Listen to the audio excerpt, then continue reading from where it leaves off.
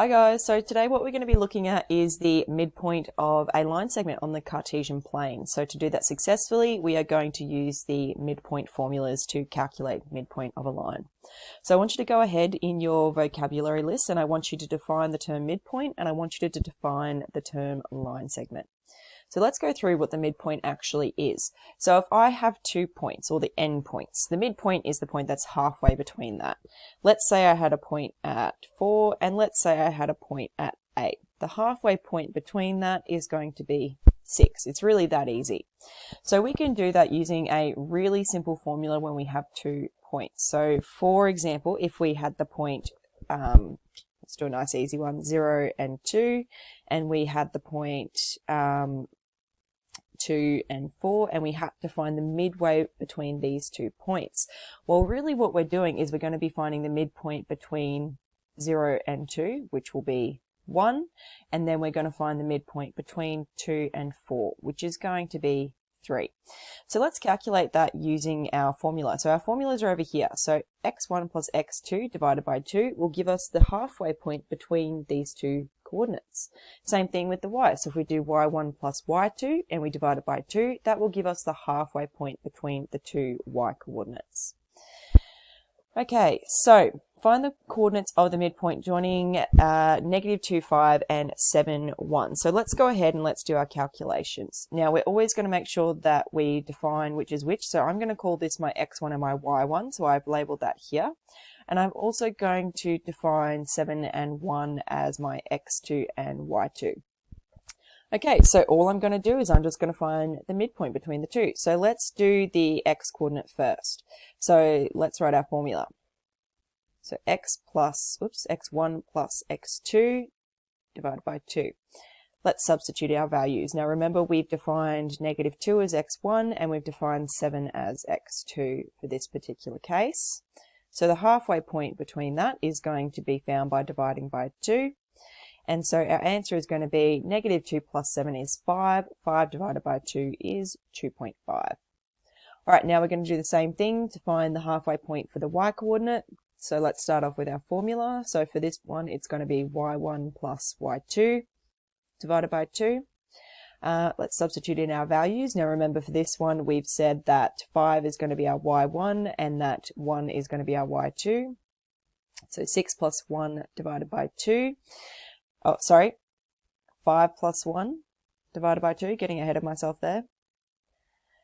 So 6 divided by 2 is going to be equal to 3. So our midpoint for this particular line is going to be 2.5 and 3. All right, so I want you to have a go now. What I want you to do is I just want you to go through A, C, and E. I'm going to get you to pause the video. After we come back from the break, I'm actually going to just go through this last example here with you because this one is a very algebraic sort of process. All right, see you after the break.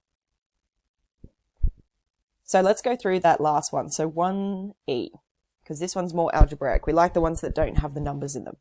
All right, so we need to find the midpoint of the line that's joining A and 2B. So we're going to call this our x1 and our y1, and then we've also got to find from 3a to -b. So this can be our x2 and our y2.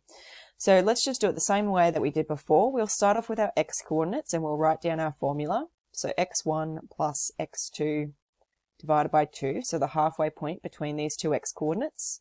Let's substitute in our values now. So a plus 3a divided by 2. Now these are like terms, so that's going to be 4a. 4a divided by 2 is going to be equal to 2a. So that's going to be our x coordinate. Let's do the same thing now for the y coordinate. So let's start off writing our formula. So y1 plus y2 divided by 2. And remember that we've defined this as our y1, so 2b, and -b is our y2. So let's substitute those values in. 2b plus a negative b, so when we're adding a negative, remember that's the same as just minusing, divided by 2. 2b minus b is just going to be 1b, so we could write this as b over 2, or we could write this as 0.5b, and that will have the same value for the answer. So let's go ahead now and let's write this as a coordinate. I've sort of run out of a little bit of space. Let's scroll down here. And this is going to be 2a, and I'm just going to write it as a fraction because I prefer the fraction form. All right, so we're going to do a slightly different problem now. So we've given the midpoint of the line, and we know that the midpoint is 7, 2. And we also know that one of the endpoints is 1, -4. How do we find the other coordinate? So I'm going to draw this because this can be a little bit confusing. So I'm just going to get my little thing. Actually, I'm going to pause the video and I'll just come back with it all freshed up. Okay, so I finished drawing my quick little sketch here. So I'm just going to show you now. So the midpoint of the line is going to be the halfway point of this line. So this is one of our endpoints A, and that's at 1, -4. Then we've got that distance there to our midpoint. Now, we should have the same distance or the same length going to the other side as well, and that is going to help us find our other endpoint. So it's going to be, it's a bit hard to do this with these arrows, but roughly about that point there, okay? So I'm going to make a prediction before I even start this, and my prediction is that that's going to be roughly around 15 for my x coordinate, and then roughly, again, this is just pretty rough, around 12 for my y coordinate. So let's just double check that guess now.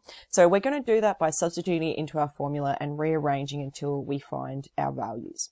Okay, so let's start off. We are going to start off with the x coordinate. So the formula for that is going to be x1 plus x2 divided by 2, and that's going to be equal to our midpoint, xm. And we already know what our midpoint is for this. So the midpoint value is going to be 7. I'm just going to write this, so this is over here.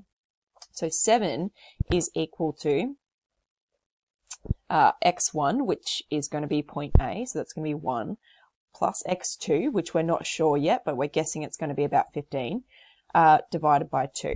So now all I need to do is I just need to rearrange and find what x2 is going to be. So all I'm going to do is I'm going to multiply both sides by 2, and that's going to give me 1 plus x2, and then I'm going to subtract 1 from both sides. So I wasn't actually too far off. So 13. Okay, so let's do the same thing now, and let's find our endpoint for our y coordinates. I'm just going to scroll over a little.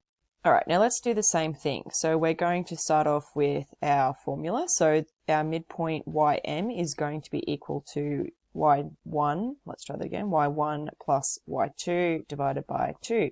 And we already know what the midpoint for our y coordinate is going to be, which is 2. So that's going to be equal to -4 plus y2 divided by 2.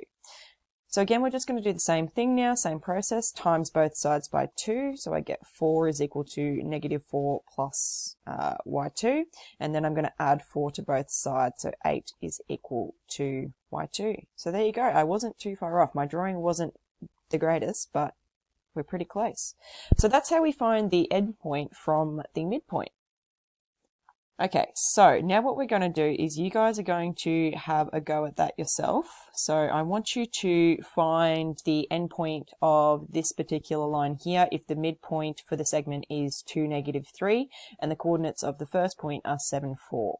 I want you to do that now, and I'm going to get you to pause the video, and I'll come back with a worked example for the answer. Okay, so let's do this one more time. So again, I'm just going to start off with my formula. So the midpoint is when I have the average of the 2 points. So that's going to be equal to 2, what was the other point? 7 and 4. So 7 plus x2 over 2 times both sides by 2. And then I'm going to subtract 7 from both sides. So that's my first point. Now I'm going to do the same thing with the y coordinate. So again, it's the average or the middle of these 2 points here. So that's going to be -3 is equal to 4 plus y2 divided by 2 times both sides by 2. I'm going to get -6 is equal to 4 plus y2, and then subtract 4 from both sides. Okay, so let's just go in and let's just double check that. So if this is my second point, so if I add that to my first point, I should get my midpoint value again. So let's just double check. So this is our double check. All right, so if I did negative 3 plus 7 divided by 2, negative 7 plus 3 is 4, 4 divided by 2 is 2, which is good, that matches. All right, let's double check this other side really quickly as well. So negative 10 plus 4 divided by 2 is equal to, well, negative 10 plus 4 is negative 6. Negative 6 divided by 2 is negative 3. So that matches as well. All right, so I want you to go through and I want you to have a go at question 5 by yourself. And I've got another problem solving question here for you guys. So I'll delete all this and I'll fresh up the page and I'll let you guys go through and work through this. And then I'll come back with the answer.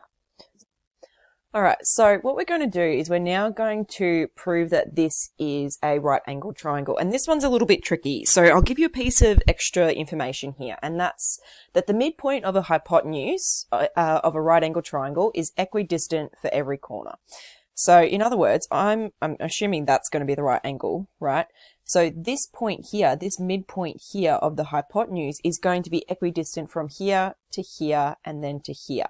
So if I find this midpoint and then I find those three distances, if those three distances are equal to each other, then that means that this is going to be a right angle triangle. I'm going to go ahead and calculate the midpoint, and I'm going to do that on camera. I've actually worked out the distance off camera. And I've done that just using the distance formula. But let's do this midpoint here first.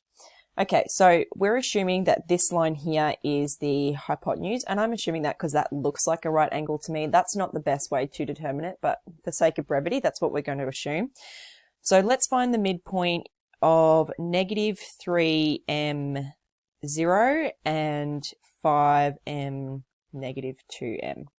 Okay, so let's start off with our x coordinate. So x1 plus x2 divided by 2 is going to be negative 3m plus 5m divided by 2, which is going to be, well, negative 3 plus 5 makes 2m. 2m divided by 2 is just going to be 1m. All right, let's do the same thing now for the y coordinate. So y1 plus y2 divided by 2 is going to be 0 plus negative 2m divided by 2. Negative 2m divided by 2 is just going to be negative m. So that is going to be my midpoint at m and negative m. All right, the next thing that you'll need to go and do is you need to check that these distances, so this distance from here to here, this distance from here to here, and this distance here to here are all the same length. And if they are all the same length, then it means, or we can assume, it's going to be a right angle triangle. I actually went off screen and I did this, and I just did this using the distance formula. Sorry, about to cough. And so that is going to be x2 minus x1 squared plus y2 take y1 squared, and then I take the square root of all of that.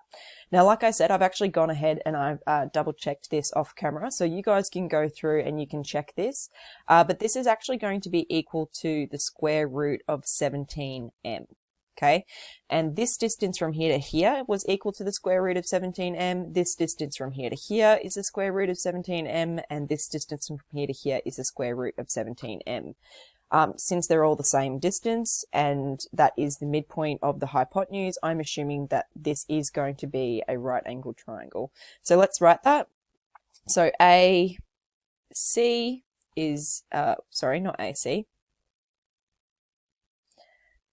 A to the midpoint. What should we call that? Let's just call it AM. Let's call this point M, just to make it a little easier for ourselves. So the distance AM is equal to the distance of MC, which is equal to the distance of MB, which is equal to the square root of 17, lowercase m. Now, I only have about 15 minutes to do these videos, and I am currently at about minute 14. So I'm going to do the working out for question 12 on screen. So I'm going to get you to pause here.